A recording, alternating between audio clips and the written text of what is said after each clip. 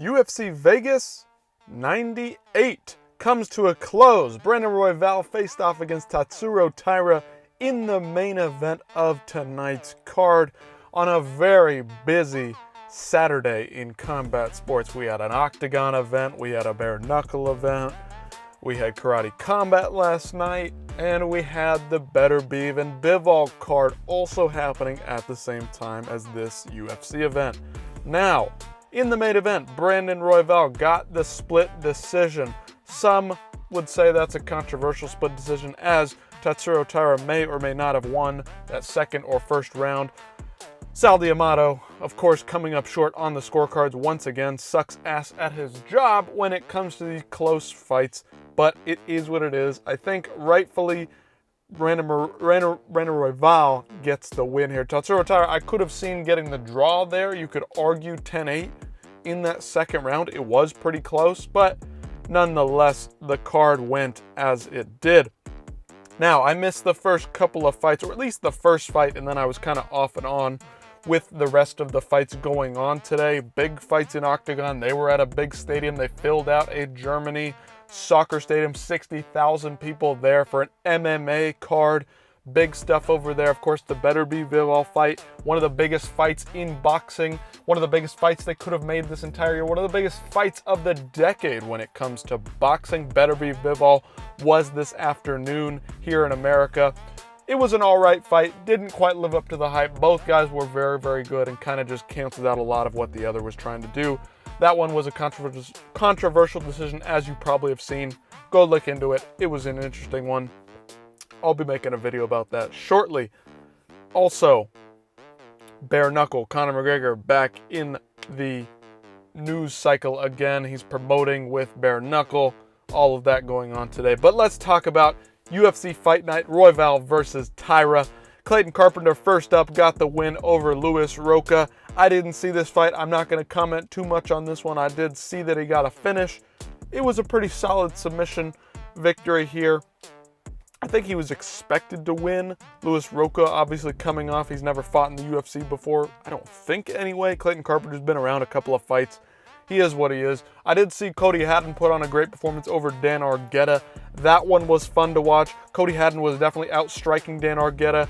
He was getting those scrambles going, getting his legs and his hips away from Dan Argueta. Dan Argueta's a big takedown. He's kind of more of a wrestler type. He's got good striking, more power in his hands than most, I would say. Kind of think Michael Chandler of the bantamweights. That's kind of a Dan Argueta build. Heavy hands, wrestling, that's Dan Argueta.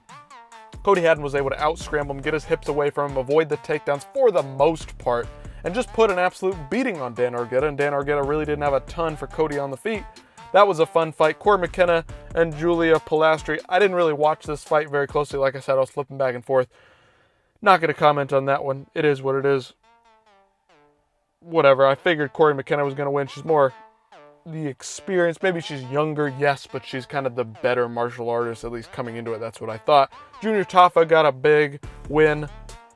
Good for him. Got the knockout over Sean Sheriff. Not much to say on that one either. I only caught the tail end of it. Good finish. Solid. Other than that, not much to say. Junior Tafa taking on a late notice opponent, so obviously it's heavyweights. He's probably got the better conditioning overall here. He got the win as expected. Now, Themba Gorimbo continues his climb towards the top of the unranked at the welterweight division. Nico Price, one of these tough, gritty veterans that hangs around. He just knows how to win fights. He's not the best, most athletic, talented martial artist out there, but he's just a crafty vet who, if you don't mind your P's and Q's, is going to whoop up on you. Themba Gorimbo got past him pretty easily. It was a unanimous decision. I would have liked to see a little bit more from Themba here. I didn't watch this one as closely. Again, I kind of was, at the beginning of this card, skipping back and forth between all the different events. DAZN, UFC Fight Pass. I mean, it was just all over the place. So forgive me for not being on top of all this, but Themba Gorimbo got the good win. I'm liking what I see from him coming up. Pat Sabatini, I did catch this one. Got a great submission. He was, I think, the underdog coming into this one. Jonathan Pierce obviously has gone on a couple of up and downs in his last couple of fights, but he's a solid overall scrappy kind of fighter. Pat Sabatini, the better practitioner of jiu-jitsu, got to his neck and subbed him.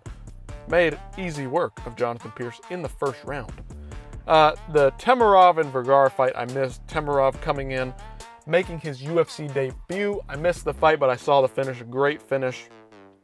Striking was on point. Just went out there and sparked CJ Vergara, who has been tough up to this point. Not a great fighter, but he's been tough up to this point. And respect to him for showing up, as always. But Temirov coming out of Uzbekistan, that guy just ran him over flat out, and I can't really say too much about that one. Very impressive. Excited to see what Temirov is going to do next. Now, main card.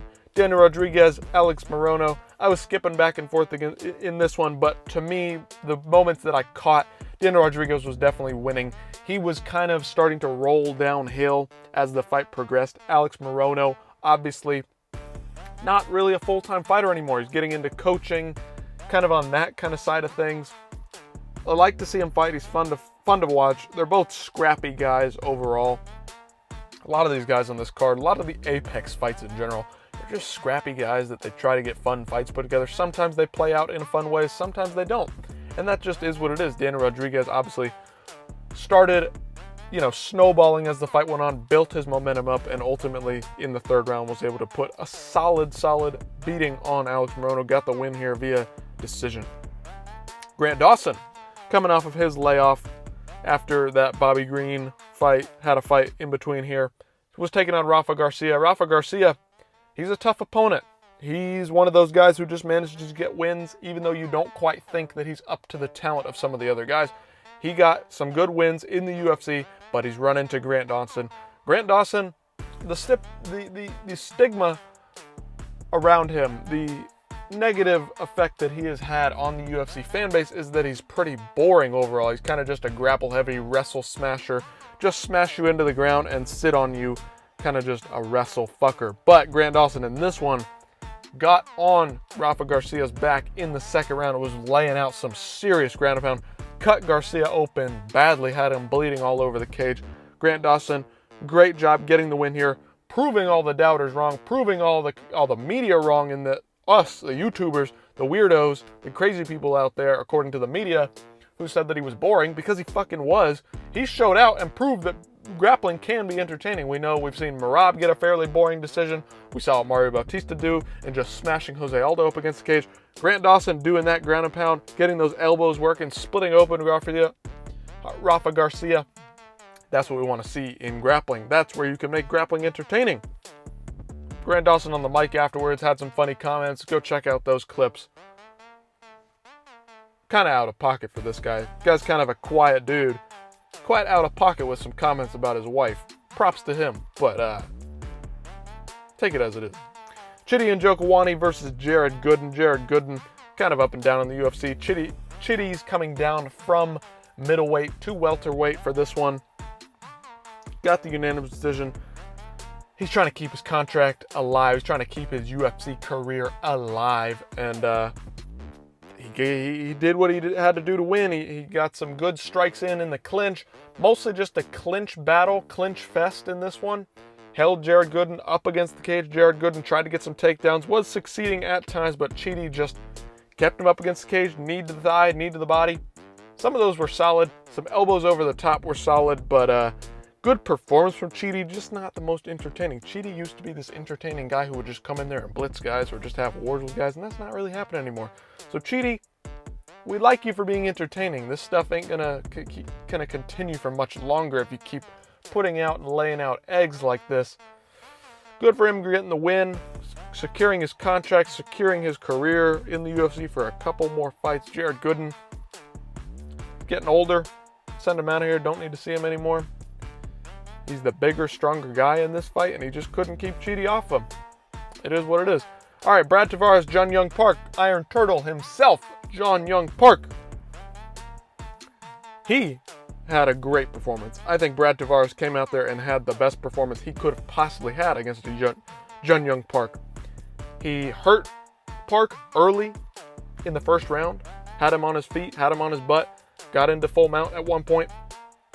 Brad Tavares putting it on him, almost had him finished out there, but Park in the second and third round, his pace, his pressure going through fights is just something to behold. He's one of these guys, if you got him in a 5-round fight, I feel like he would do really, really well. Whatever he's doing cardio-wise, really, really solid. He's probably not cutting a ton of weight.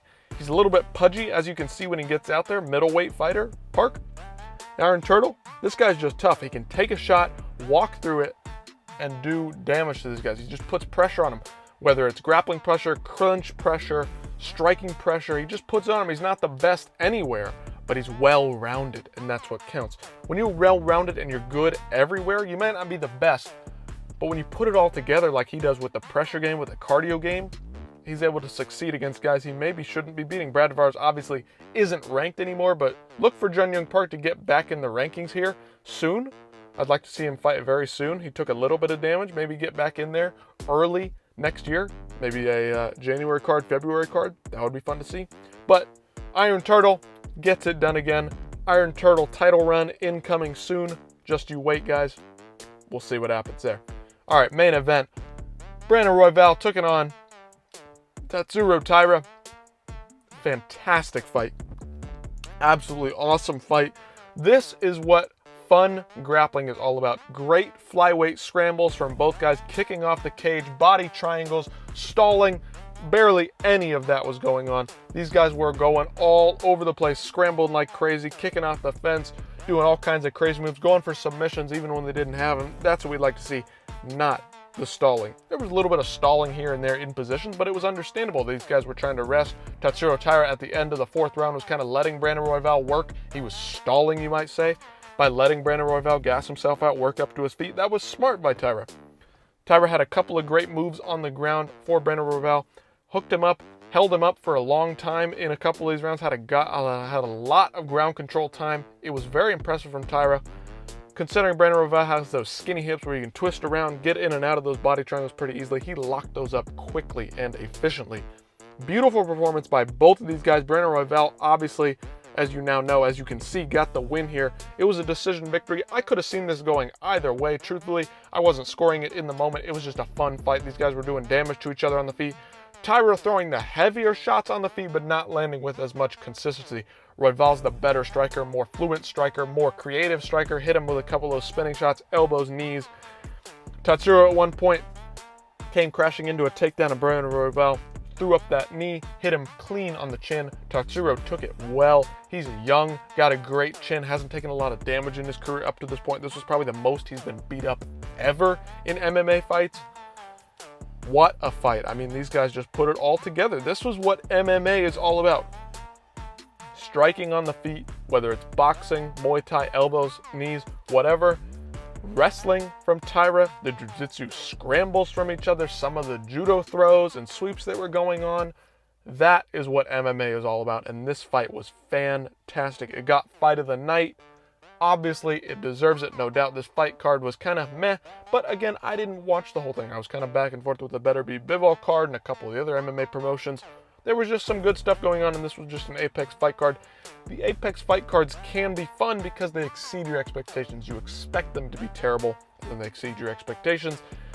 This is a decent Apex card. Again, I think I've spoken about it in previous videos, but Apex cards should be one good fight at the top of the card and the rest of it kind of meh, proving guys that deserve to be in here in the UFC, coming off the Contender Series or the Ultimate Fighter or wherever, newly signed fighters proving that they deserve to be in the UFC. That's what the Apex should be about, not the big names like Iron Turtle. He should be fighting in Macau next month in November. He's a big Asian star. Everybody likes this guy. Iron Turtle, awesome.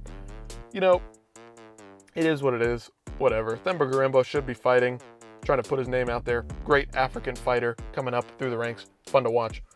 Anyway, you get what I'm saying. Apex should be bottom of the barrel with a good main event, and that's it. And then fight nights in other cities should be the next step up, and then pay-per-view should be stacked to the gills. Absolutely awesome fight cards, top to bottom.